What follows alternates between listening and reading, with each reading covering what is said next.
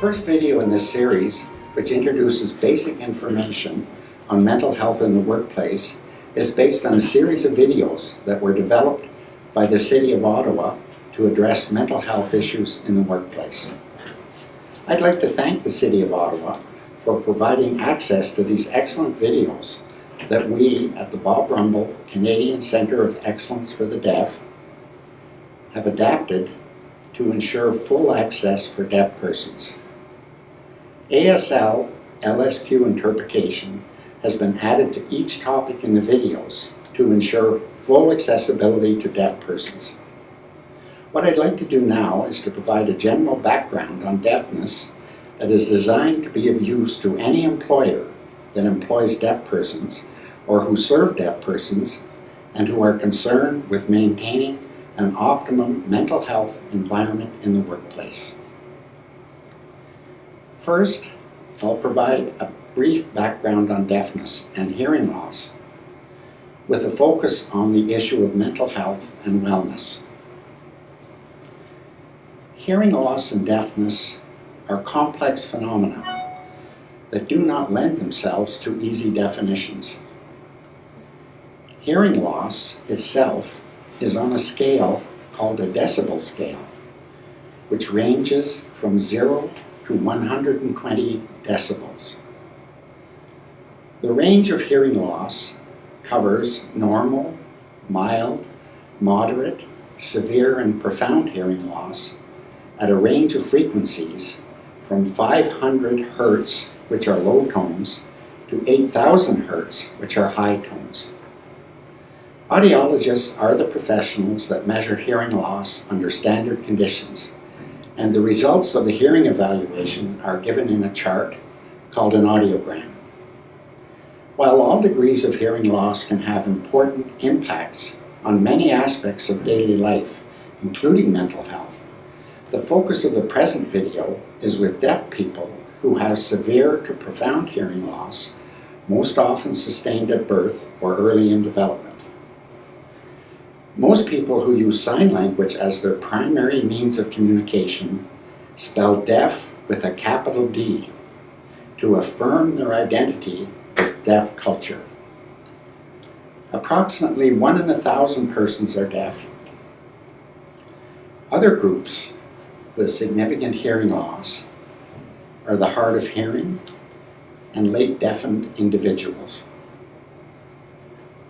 Late onset hearing loss can occur suddenly or often evolves as a part of the aging process. Hard of hearing and late deafened individuals also have special needs, and more information on these groups can be found in the reference section at the end of this video.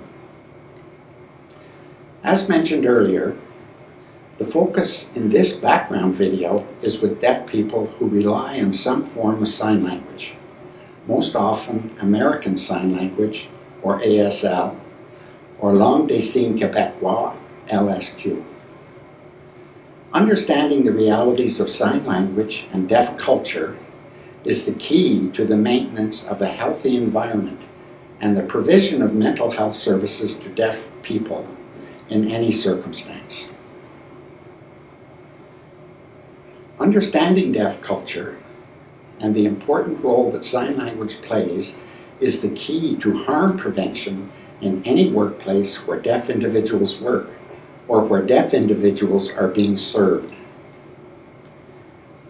It is important in this context to ensure that all communication that takes place in the course of mental health and wellness in the workplace involves sign languages. For the present purposes, that would be ASL for the Anglophone population or LSQ for the Francophone population. In most cases, full communication is ensured through the use of a specially trained and certified sign language interpreter. The provision of interpreting and interpretation ensures that the deaf person can communicate and interact in the workplace with the service provider in a meaningful way, thus contributing to overall wellness and mental health.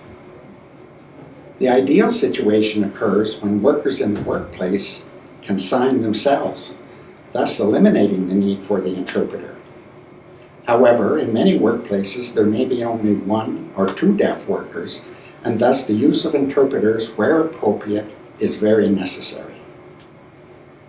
In many workplaces where there are a minority of deaf workers, it is often useful to offer introductory sign language and general deaf awareness classes for interested workers. Hearing workers' participation in such classes can have a very positive effect on the deaf worker, and such classes have proven to be mutually beneficial to deaf and hearing workers alike. I note that it is important not only for frontline workers to become more aware of the realities of deafness, but this applies equally to middle and senior management.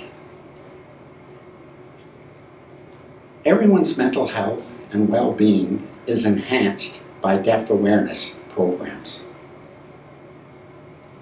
I turn now more specifically to mental health issues, which may arise in the workplace in the context of deaf workers or deaf individuals that may be served by an organization. It's very important to note that the concepts of mental health and mental illness have a long and troubling past for many deaf people. The use of the now outdated, even offensive term, deaf and dumb or deaf mute can be very disturbing to deaf people and their families. The use of these terms reaches back to a time when deaf people were thought to have limited intelligence, and deafness itself was often thought to be a mental health condition. A number of studies have now been completed that suggest that the occurrence of mental health conditions in the deaf population is up to 3 times greater than in the hearing population. All of these studies of mental health and deafness attribute this higher prevalence of mental health conditions to environmental conditions due to negative early experiences in education and to negative conditions in society in general. Hearing loss by itself, however severe, does not cause a mental health condition for deaf people. The problem lies with the way the society views deafness and deaf people. Deaf people in the workplace need the same level of support as their hearing colleagues. Deaf people can experience the full range of mental health conditions, and they are entitled to receive the same services as their hearing counterparts. Apart from general deaf awareness suggestion that I've already mentioned, any services offered to deaf people, either as workers or as clients of an organization, need to incorporate special accommodations. In particular, the professionals who are engaged to serve the deaf worker need to have specialized knowledge of deafness. They need to know deaf realities and deaf culture. Professionals need to know when and how to use a sign language interpreter. Unfortunately, at the present time, there are few such professionals available. At the present time, there is a pressing need to increase the numbers of such trained professionals who may themselves be deaf and know about deafness firsthand. In this context, it is sometimes necessary to employ the services of a specially trained deaf interpreter, or DI, who can provide additional insight and communication expertise.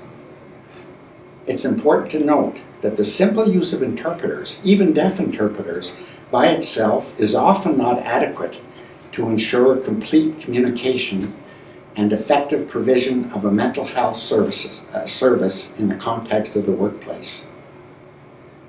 Professionals who assist with mental health issues in the workplace, at the very least, need to know about the differential impact of different degrees of deafness, age of onset of deafness, the possibility of multiple disabilities, such as deafblindness, and many other factors.